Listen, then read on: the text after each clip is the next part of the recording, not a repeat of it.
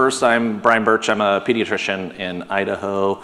I've been in my practice, Treasure Valley Children's Clinic, for about 2 years, just over 2 years. We celebrated our 2-year anniversary just a little less than a month ago.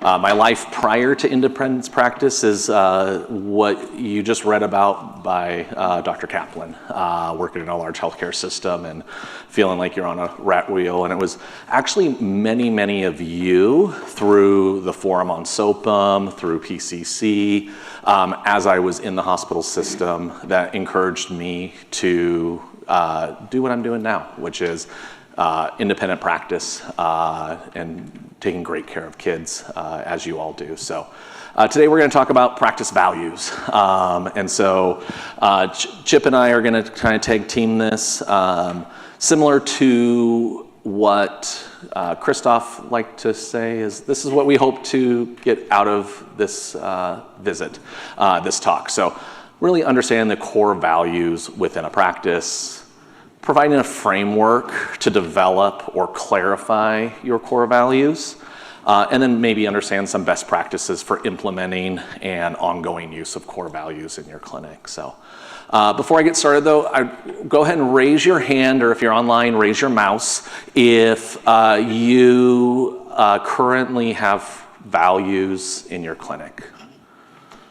All right, go ahead and keep them raised. Keep them raised if you have values written down in your clinic. Okay, keep them raised.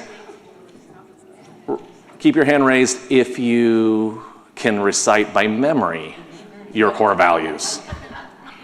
Keep them raised if your staff can recite your core values by memory. I only see one hand up. All right. Now keep your hand raised if your patients can recite your core values. So we all have something that we can try to reach to. Chips, during his introductory talk, talked about the core values of PCC. And we are his clients as PCC. We probably, some of us can talk about the core values of PCC, because not only do we see them, Chip talked about them, but we interact with those core values on a day-to-day, week-to-week basis. And I think PCC does a wonderful example of sharing not only among themselves their core values, but also sharing among their clients, which for us would be the equivalent to our patients and patients' families. So Chip, I have a question for you. Have you ever walked into a clinic that doesn't have a mission? The overwhelming majority of clinics I've walked into during my career. And if what they have a mission, it's in a file drawer somewhere. Yeah. And what does that look like from an outsider's view? It's very simple. This practice is never going to grow, or at least grow properly. Every decision they make is going to take twice or 10 times more effort to conclude. The people who work there are often unsatisfied or dissatisfied, both. There's a lot of turnover, and where it lands in my lap a lot of the time, or for PCC, we are retraining people over and over and over again, because people come into the office, figure out what the unspoken mission is, and then leave. Or we are usually dealing with feuding partners, because they all work for different companies in the same building with the same tax ID. And I know last year you talked a lot about mission and why mission's important. Now, say a clinic has a mission, yet they're missing core values. How does that maybe look a little different to you? It's a little bit better. At least they're all aimed in the same direction. But the values really help people understand how they're going to accomplish their mission. If you say, I'm going to make something up. If you say, our mission is to take the best care of children possible, all right? People all have a variation on that mission anyway. Dr. A may feel like, well, the only way we're going to do that is to be open 24/7 and operate like a healthcare clinic, because this town doesn't have enough doctors. Dr. B might say, preventive care, bright futures. That's how we're going to save this town. Those are two perfectly valid ways to accomplish that mission, but they get done very differently. And without an understanding of the values, people are still not communicating well about how they're going to behave. And so, again, that's a business that isn't going to scale very well. That's a business that isn't going to satisfy the people who work there or the people they serve nearly as well as they could. Let's put it this way. Imagine when you got married, you spent as much time with the person you married as you did meeting your partners, which is like you worked with them for a little bit. and sometimes you get lucky. Sometimes you get married and it lasts 50 years because you kind of have similar values. But I actually think in some ways it's a lot harder to do that with business partners. And getting lucky is not a good way to make sure that everyone's on the same page. Yeah. That was a really bad analogy. So a couple references for people that like to read or want to dive deeper into this. Love stuff from Simon Sinek and Start With Why. Darius Machazadeh, it took me a couple tries to make sure I pronounced that with all the silent H's in there. The Core Value Equation. And then I think an excellent resource is Dr. Skinner with Pediatric CEO, Culture Cure. When we think about Start With Why from Simon Sinek, really the premise of this idea is what we do probably doesn't matter as much in the grand scheme of things as why or how we do it. So what we do is we provide medical care for children. Pretty simple and difficult and tiring, but it's straightforward. Many of us, if not all of us, have a really strong why we went into medicine, why we went into pediatrics.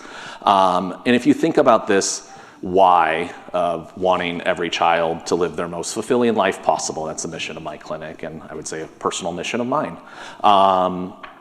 What we miss in pediatrics is this how. How do we make our why really fulfill our what?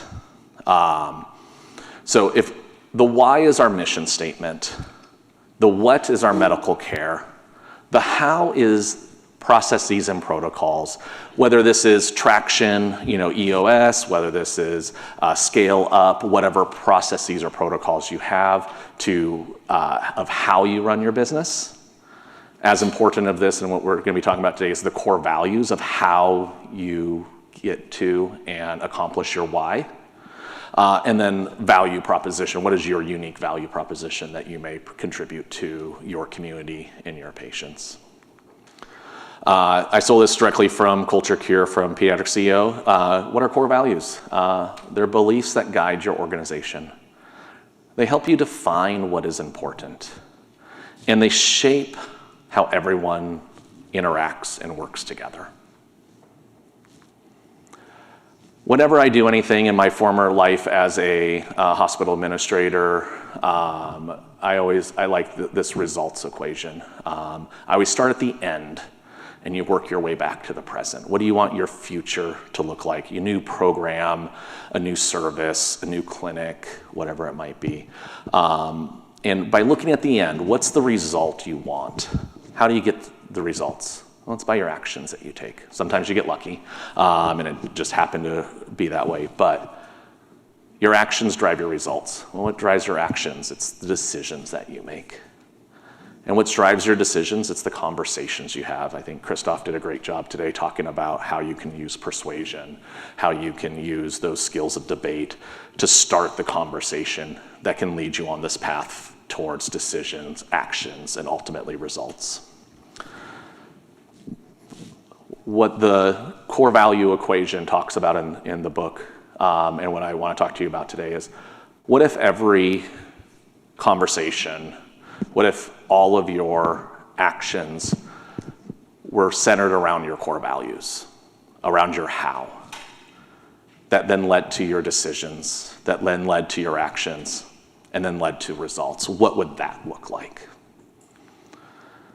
So a couple things to think about when it comes to core values. If you can do this right, Core values become an invisible manager. They guide your people without somebody actually guiding them. They can be used for recruitment and promotion because those are the people you want to keep within your organization. And for leadership, it brings accountability and helps with decision making without then questioning of others within your culture and within your organization of why did you make that decision? To get there, you gotta create and refine core values. You have to launch them, and you have to do what I like to call is make it sticky, make it apparent, make it where people know it, and not only know it, but then can start living it. So let's get started with the conversation. So the premise of the book talks about 3 parts to a core value. It's a header, something that is memorable. It is in the language of your organization. Then the next part is the description. What does that mean? These 2 parts should be universal. They should last from the beginning of your organization till the time you retire, to the time that you leave, and carry on throughout the history and the future of your organization. And then protocols should reference these core values. So how do you hire? How do you award? How do you promote? How do you do your strategic planning and decision making as it relates to these core values? So the reason why this is so important and fortuitous for me is I was reached out to about 4 months ago to talk about this with Chip. And I was in the middle of the core value equation book. And I was in the middle of revising and transforming the core values as it was stated within my organization. And the reason why is I couldn't make it sticky. I couldn't get people to memorize it because if you look at the list there, and I know it's small, there's a lot of things. People are like, oh yeah, there's safety. Yep, safety's good. Yeah. There is excellent care in an exceptional workplace. Yep. We want to make sure we're an exceptional workplace. We're gonna have quality, but you can never get even myself to memorize and list all of those. And so through this process of creating headers and through the workbooks that you guys have in front of you and further workbooks that are actually in the conference app to be able to use with your staff, your leadership team, to potentially turn something that while valuable may not be useful into something like this. So these are our values of our clinic, and it's in the language of our clinic. It's be excellent, keep growing, uplift others, achieve more. And this together is actually the exponential. So by being together and being excellent, the effect is exponential. By keep growing together as a team, we're gonna grow more. And this isn't just external growth, this is personal growth, this is internal growth of the organization. By being together and working together, we're gonna uplift others exponentially. And then we're gonna achieve more exponentially. So, in front of you guys is a workbook. And before I get started with the workbook, I wanna have you think about 2 things. You all are leaders within your organizations, within your practice. You are the high water mark for culture and values. The question that comes up is how do you bring everybody else up, right? When you're a small clinic, think of culture, think of values as a vessel that you can hand out to people. You can talk about it, you can hand out values, you can talk about it, you can lead it, but that will only get you so far. When you talk about a large organization, And what I intend to do with core values in my clinic is how does our core values actually grow as we grow, as opposed to deplete as we grow. So think of it the end result of how do we get people to live the core values that then contribute to the core values of the organization. So I'm gonna go through this workbook. Just don't expect you guys to come away and be like, we got our core values, but I'm gonna show you what I did as I went through this. I recommend for this workbook number 1, this is an executive team workbook to sit down, look at the language, look at what you care about. You can skip it. And then as we go through this a little bit later, we're gonna also then talk about the implementation because doing it, writing your mission statement, putting it in a file folder for no one to ever see to live, it's a waste. You might as well not do it. So we're gonna talk about best practices going on. So I like to think of organizations, businesses, our practices as an actual person. There's this idea of brand archetype, and there's 12 brand archetypes. It's Jungian, it's a little weird, it's 1920 psychotherapy weird. But if you think of your organization as a person, what is their personality? What is their identity? Because you don't want to have values that are opposite of what you look like and what you are. So for my clinic, we are 75% sage and 25% jester. And the idea around this is if you were to mash Olaf and Mr. Rogers together, you should get the brand archetype of our clinic. Throughout this, you're going to hear me talk about different things, and it's really the language of our clinic, the language of what we believe. It may not ring true for you all, but it rings true for us, and it helps as we talk about our language and the language we use within our organization, why we end up with those values at the end. So we talk about a lot in our clinic about not being a sage on the stage, but being a guide on the side. And that pertains to our care of our patients. So while we use the sage archetype, we really are the sage that's walking alongside families, walking alongside patients to help guide them, not expecting them to come to the expert on the stage and preaching to them. The jester is funny, but also is truth-telling. So some people are worth melting for. What better jester sort of comment is that from Olaf? Within your guys' workbook and online, there is a link to how to take these quizzes, some of these quizzes yourselves. So, second part, think of 2 to 3 traits of your most superstar employee. Because likely that person or those people are living your core values without even explicitly saying it. So for us, it was being trustworthy and dependable. You say what you say it, you do it. Being kind and welcoming. We talk about in our clinic that we are in the business of healthcare, but we sell encouragement.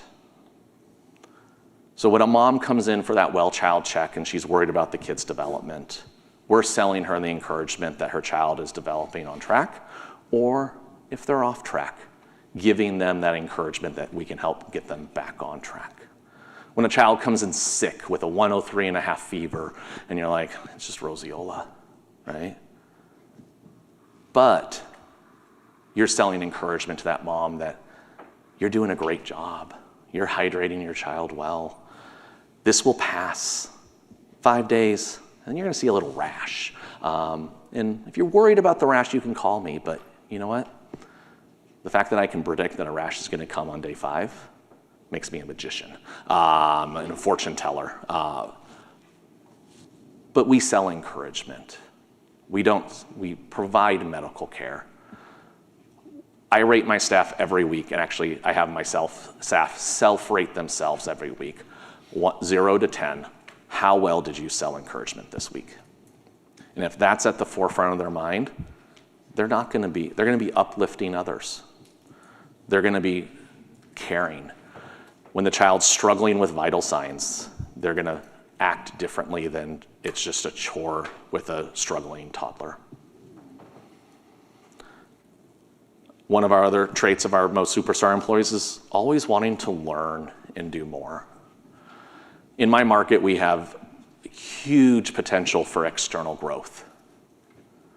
But to meet that external growth, we have always said we have to grow internally within an organization so that we don't outgrow our britches, as my grandfather would say.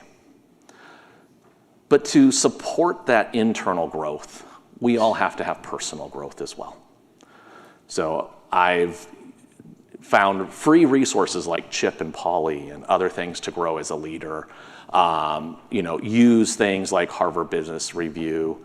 I've hired a personal executive coach for the last 6 months that's worked with me on my growth as an individual so that I can then help support the internal growth of the organization. And through that, what I've learned is you have the 3 C's of any leader. You have the captain, which the last 42 plus years of my life has been my role. You have the coach. And this is where I'm working with my staff now on their internal growth and their personal growth by being more of a coach than a captain. And then the third is counselor. And those are 3 distinct roles that we look at as an organization of me wearing the hat as a CEO. When do I need to be a captain? When do I need to be a coach? And when do I need to be a counselor? Other things you want to look at are what words or experiences have you had that you would never do again or you never want to experience again? Some of this is in my role at doing quality and safety in the healthcare system, where one of my impetuses for going into administration was a 2.5-year-old child who came into our emergency room in SVT, stable SVT, coded and died. And in the analysis, and while CPR was going on, they realized that the nurse had hung potassium phosphate that was intended for the diabetic in the room adjacent. And the guilt, and having no personal connection with the family, no personal connection with the, involved in that care whatsoever, but seeing the effect it had on my colleagues that were involved and just on our medical community, it was the thing that is like, I never want to experience that feeling again. So we look at safety with our clinic, and it's why in our first iteration of it, safety was number 1. It's why excellence is safety. Other things are sometimes interpersonal, indifference to team members, not caring. I can tell more stories about that of a week after my father-in-law passed away from COVID during the Delta wave. I got a comment from our clinic manager in the healthcare system. I had stepped out of my admin role about that time, that I wasn't pulling my weight. And so indifference. And then people only caring about themselves or what they can get. So think about those. Switch those around though, because we want values to be positive. So think of the opposite of those situations. Within the handout, there's core value themes. And the idea is like, what sort of words there drive you based upon the language of your organization, based upon the actions of your superstar employees, and I would say a little bit aspirational. What do you want to aspire to? What are those themes that speak to you? And for us, it was excellence, inspiring, helpful, driven, playful, innovative, right? Then take those themes and scenario test them. what was a recent really tough decision you had to make as an individual or an organization? How should you have made that decision if you feel like you made the wrong decision? Or any one of these themes help you clarify why that was the right decision to make? Go ahead.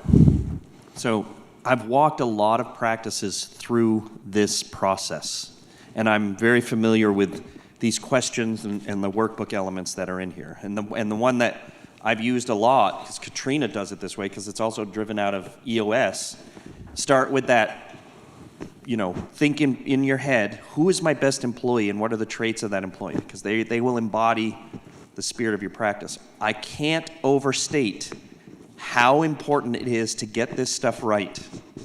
It is the message that you send to all of your employees about who should work there. It's also the message you will send to all of your patients about who should come see you.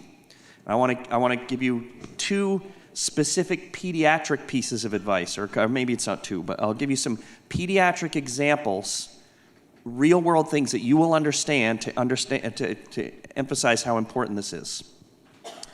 For example, if you do not take anti-vaxxers, isn't that an incredibly important value to share? Maybe not in the values that Brian's walking through here, but isn't that a really important message here? Do you want to have your patients find out you don't take anti-vaxxers when they're in the exam room for the first time? No. What you want to do is have on your website, we don't take anti-vaxxers, because it says, if you're an anti-vaxxer, don't come here. You also have a fair number of patients who don't want to go to a practice who sees anti-vaxxers. So I'm just giving you an example that you all understand. Now, there are two things I want to add to this.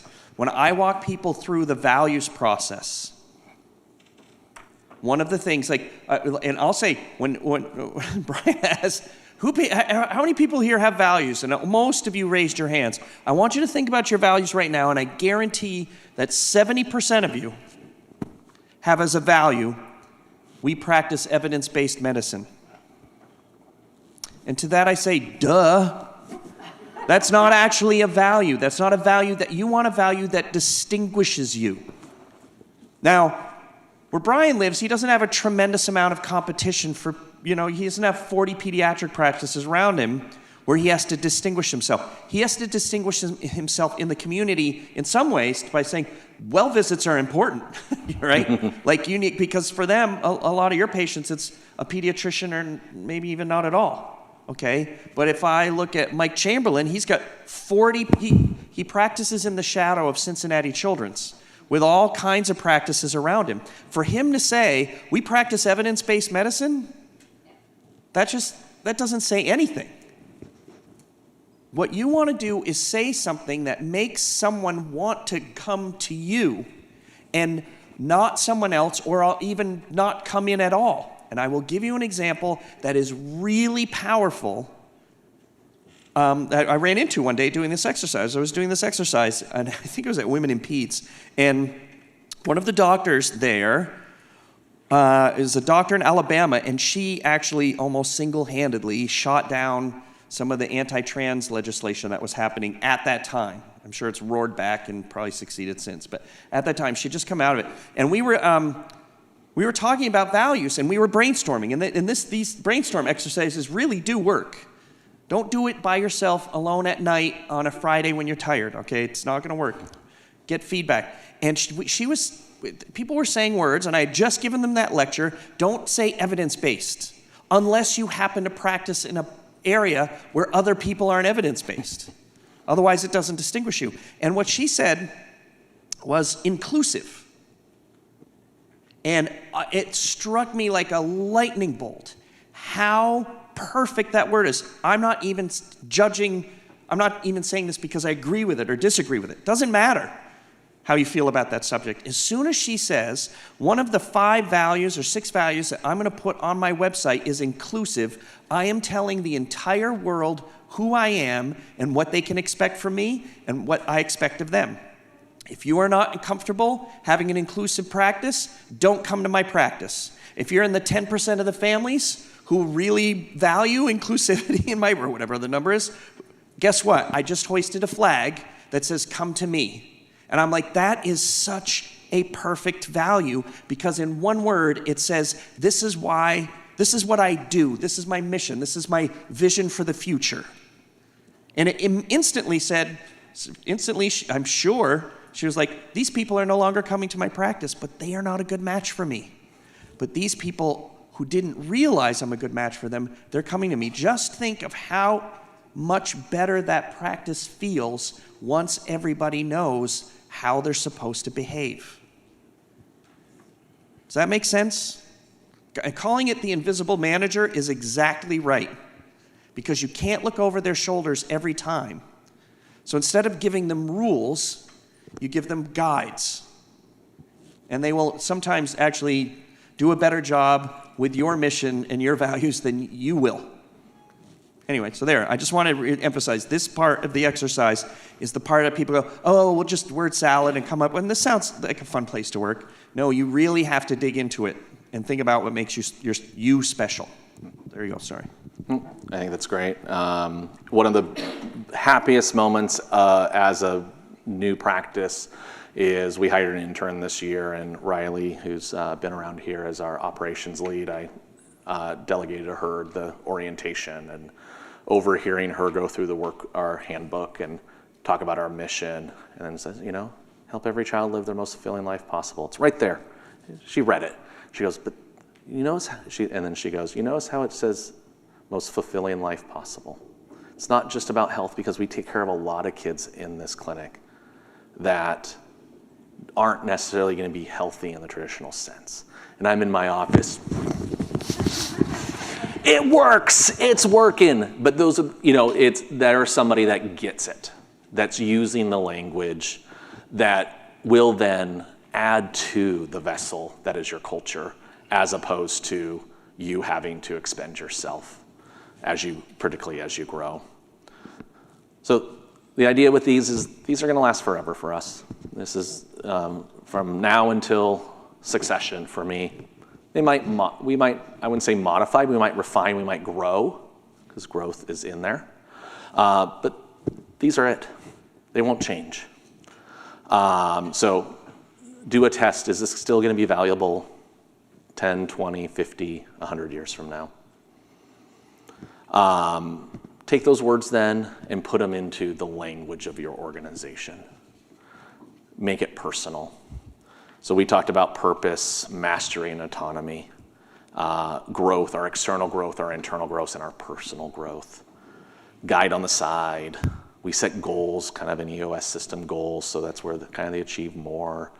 Like to talk about the playground, which is, you can have the most amazing 5-star, Michelin-starred meal, and your experience is going to be different if it's by yourself or with those that you like and care about. Same meal together. And then the idea is keeping it simple. Try to get close to 5 to 9 keywords. And so for us, we whittled down that list that none of you all remember what's exactly on that list, to be excellent, keep growing, uplift others, achieve more together. So part 1 is really creating that header. The next process is, what does that mean? So here's an example of what keep growing means, using, once again, the language of our organization. Defines that memorable header. So we embrace continual improvement through innovation, education, and curiosity. Growth is not a destination, it's a mindset. We support lifelong personal learning, professional development, and clinical innovation to improve outcomes and enhance the well-being of our patients, teams, and organization. Through our continued growth, we'll be able to have an increased impact on fulfilling our mission. So that's work of your executive team to come up with core values, headers, and a description. Then you start going through your processes and protocols and making sure that they're aligned with that. Because if that's your core value and that's the conversation we want to have, well, why do we get vitals with every single visit? Well, because we're excellent. And vitals are vital, and I don't want to miss a child who is tachycardic out of proportion to fever and is on the verge of septic shock. So that's why we do it. And that's embedded in our protocols and processes. Be excellent. The second part then is, how do you launch this to your team so it doesn't just sit in a drawer? And then how do you make it sticky? So there's separate workbooks not printed out, and one of the workbooks is actually for your team members to go through. The core value equation author, Darius, talks about doing, a 2-day retreat where everybody gets together and you go through all this sort of stuff together. That's not practical. And so I kind of broke it apart and made it my own a little bit. I like whenever I present something, and I'm one that likes to come up with lots of ideas, and a broken clock is correct twice a day. But some of them are good, some of them are bad. But I always think about you before me. And so within the staff exercise is actually going through something called Ikiga, which is, I would say, the equivalent to your mission statement in your organization, having every individual go through and understand what their Ikiga may be, and then how it relates to the mission of the clinic. Has them go through and pick out their core values. What do they care about? So that when you then present it to your team, they already have a framework of, well, why is this important? Well, it's about you and us, and making sure we fit well together, and how you can continue to grow in our organization.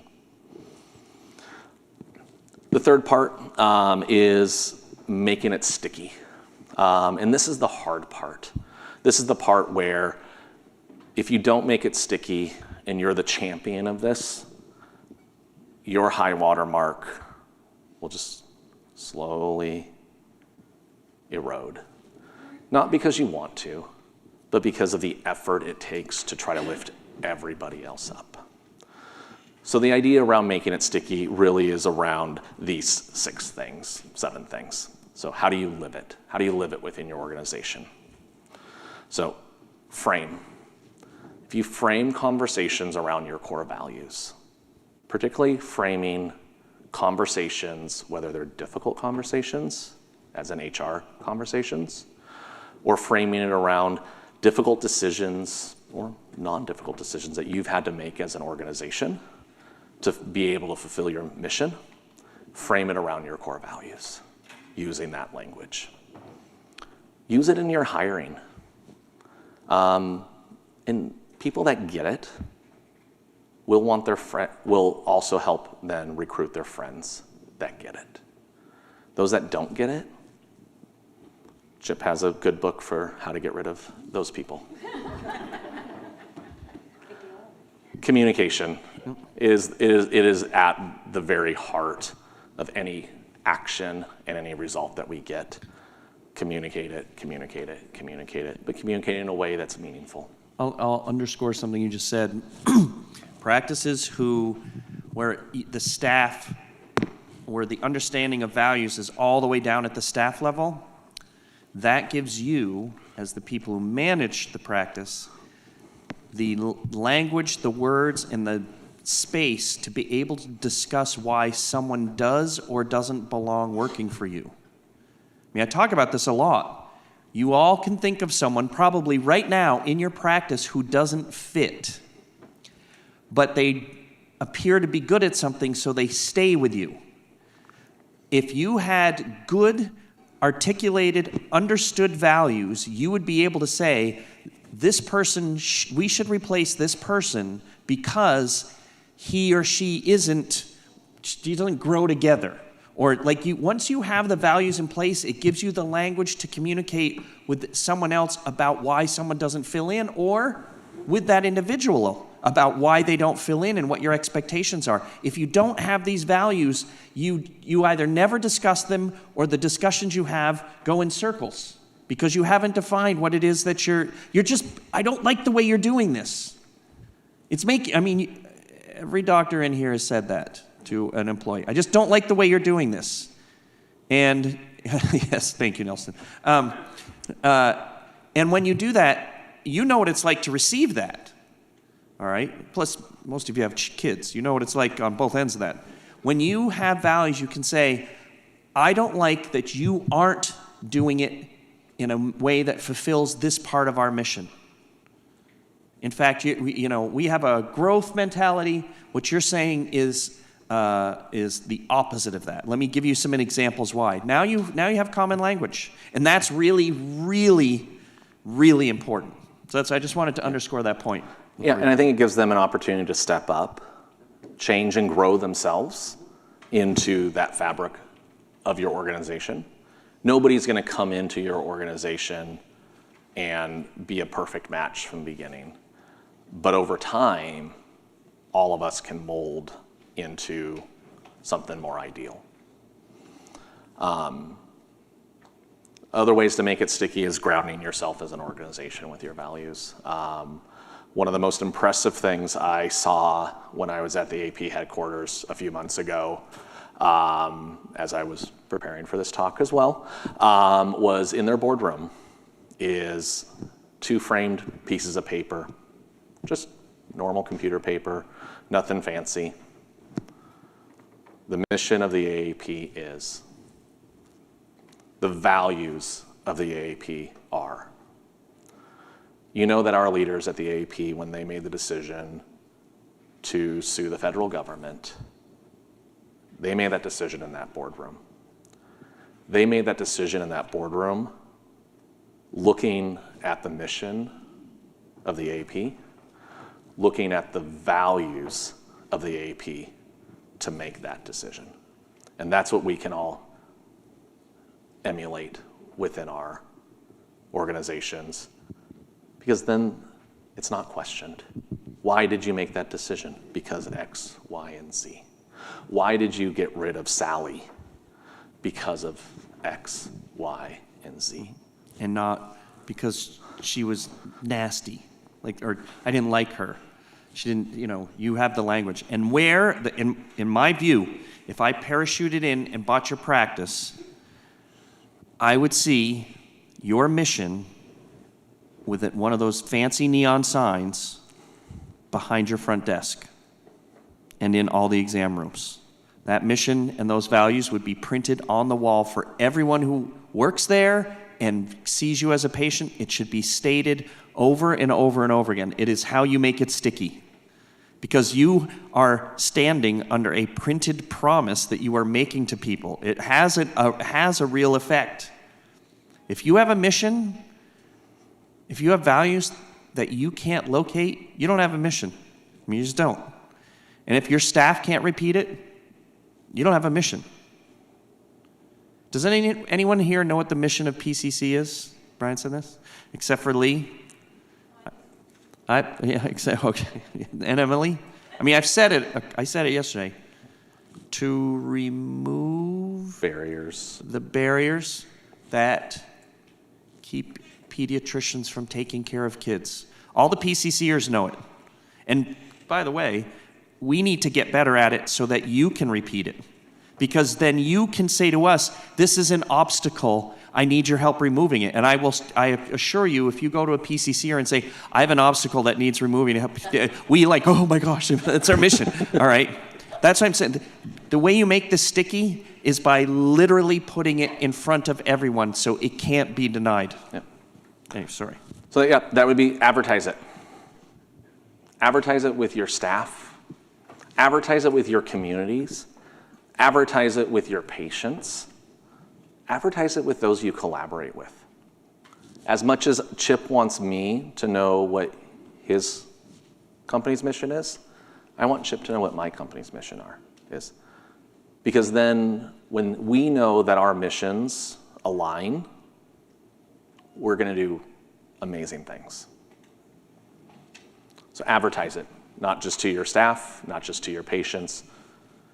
And as Chip said earlier, the right patients will then find you. They're going to be wanting the care if they align and value the same values you have. Yeah, they're going to want that care. Has PCC ever said to anyone in here, we have the cheapest EHR on the market? Our competitors routinely talk about how much less expensive they are. So if you want to spend or write a check to one person, the least amount of money, don't talk to us. But what they don't say is, do you want the least expensive overall solution? All right? They can't say that.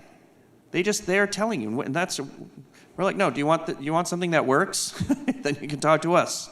If you want to spend the least amount of money, at least at first, talk to them. And that's a very direct example of getting your customer to understand who you are. Yeah. And then the last, celebrate and award it, right? I mean, the Dashies are a great celebration of good clinical care, of good financial stewardship. But I think it's also celebrating the fact that our achievements as pediatricians, as PCC users, reflects back on the great work that PCC does for us in removing those barriers so that we can achieve in the way that we ought to and we want to. So celebrate it, award behaviors that you see. There's lots of ways to do this, but these are important ways of making it sticky, not just ending up in a file drawer. So with that, I think that's the last part. So I wanted to leave any time for questions. There's a lot on the agenda or on the workbooks.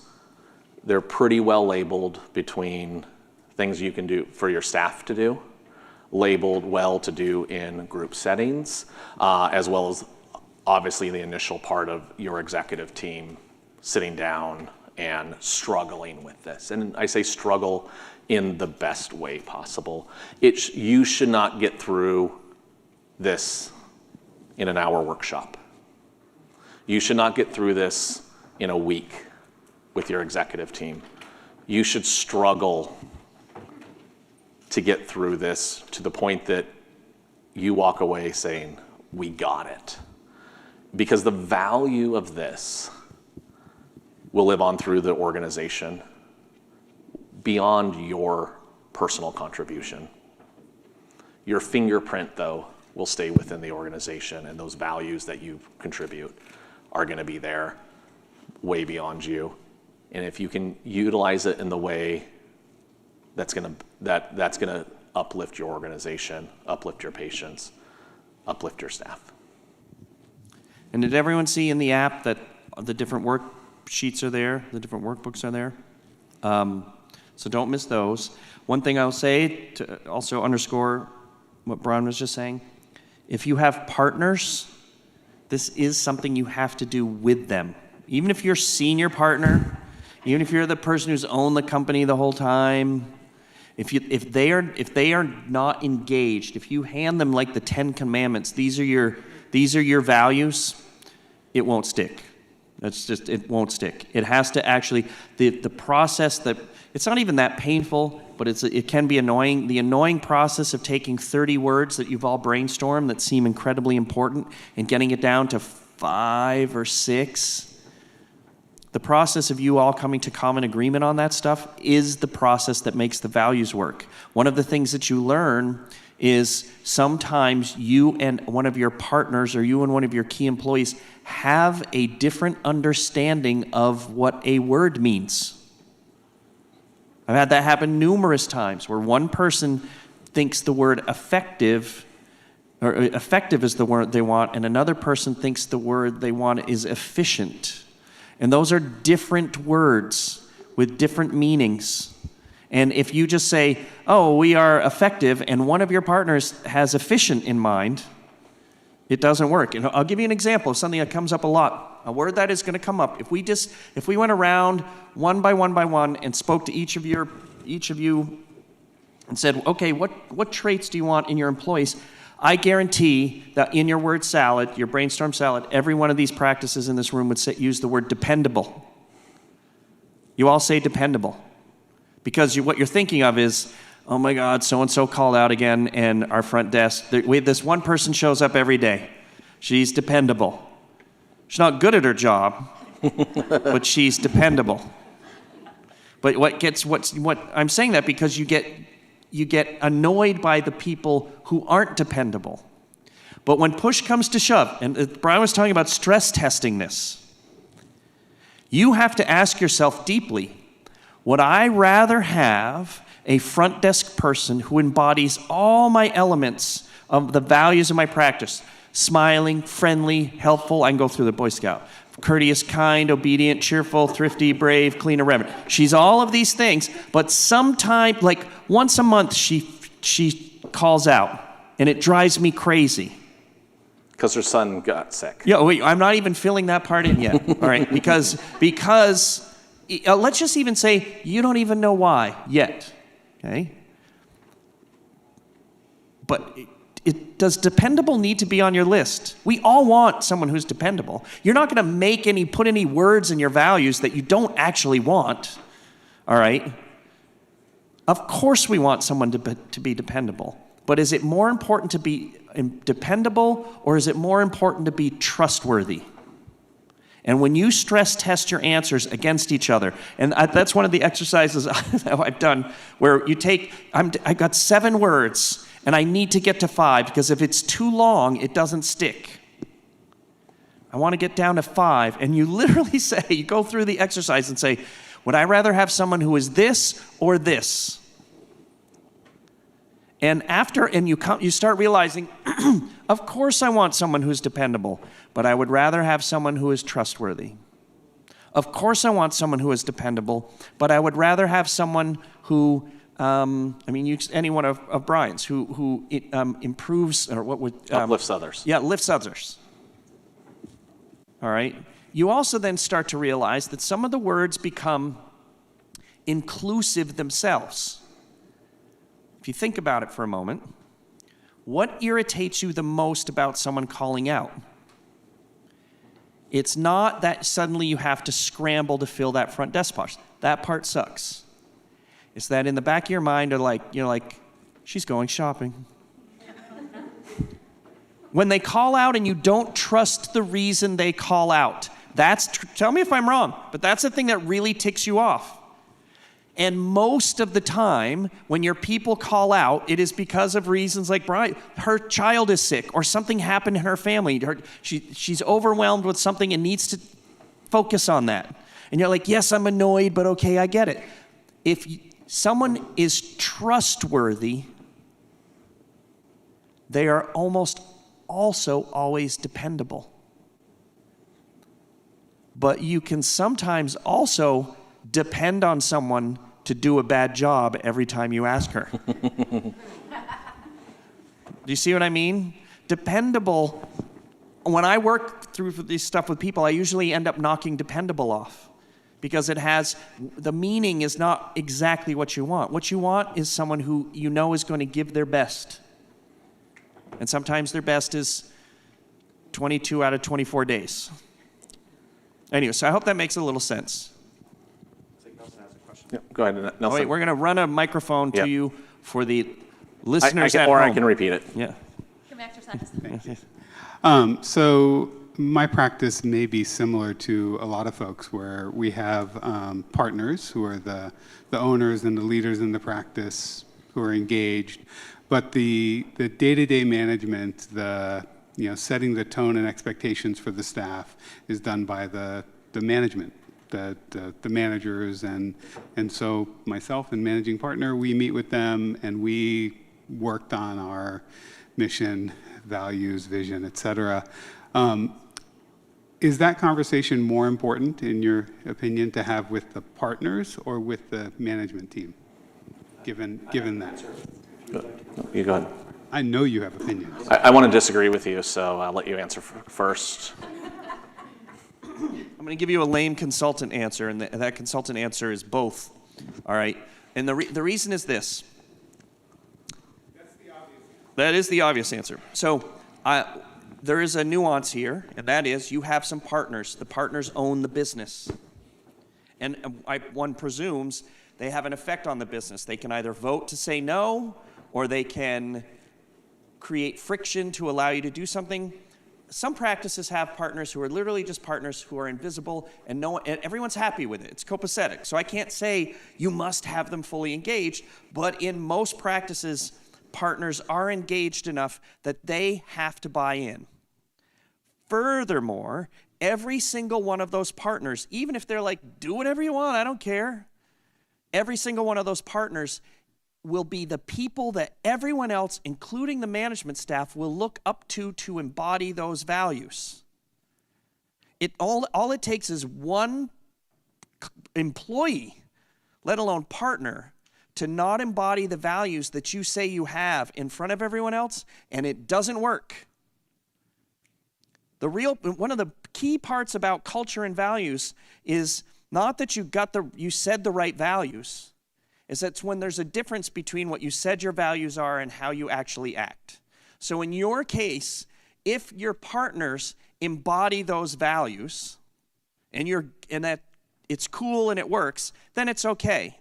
But if I have a hard time feeling like disengaged partners are going to really embody the values that you're trying to espouse, and in 1,000 subtle ways, every one of your employees is going to be like, he showed up late again this morning. And your values and the culture of your practice will never be better than the worst exhibited version of it by the people in leadership, if that makes sense. Yep. Yeah. So okay, there we go. So I'd add to that you also have to be careful because, and I'm not sure if Chip would agree with this, but we'll see. Having no values may be better than having values that are not followed. So think of this, if the Pope was to get caught in a scandal versus our sitting president caught in the same scandal, what is more damaging? Somebody that is uplifting a value and not living by those, or somebody or an organization that has no values? Because everything goes. Political, I'm sorry, but I think it is dangerous, and it's why you have to have that accountability and you have to have it right to say these are our values, we're going to live by them. Because if you don't, and your people have bought into it, you're a fraud. And so you got to get it right, and you got to have the accountability. Right. Tempted as I am to disagree with him directly, I'll say this: if you don't have stated values, what you have are unstated values. You have unspoken values. Those values exist. Yeah. And they are just even more confusing, is all. And boy, is it really true if you have more than one perceived leader in the business. You have 2 or 3 partners without stated values, I guarantee what happens. Your patients go from mom to dad until they get the answer that they want, because you have different values. And so I think the difference between poorly served values and unstated values is in some ways negligible, because no values are unstated. One difference, though, because I do this, I go into a lot of practices who have values already, and the thing I have to do is undo 10 or 15 years of them having kicked themselves in the head with poor values and just everything's not right. If they have unstated values, you can fix that problem in 3 months. Because you can go on this mission, take care of business, and get stuff rolling. And everything from that point will be an improvement. For a practice that's been just like really smacking each other the whole time, that can sometimes take a lot of years to untangle. And a divorce. No, I was about to say, and if it's a partnership, it sometimes can't be fixed. I think we're at time think that's the now, horse you so meant. that's 2:15. Feel free to catch either one of us afterwards if you guys have questions. My contact information's on the app as All well. right, thank you all.